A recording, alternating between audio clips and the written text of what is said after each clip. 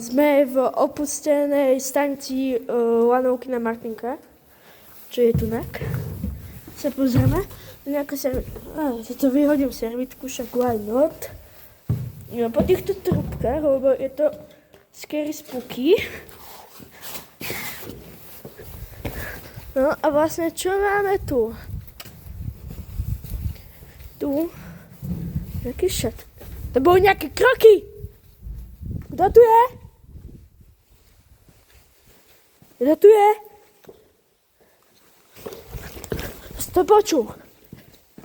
A počkaj, a ten, to vlastne vypadol ten zub v tej servitke. Preboha, kto tu je? Kto tu je?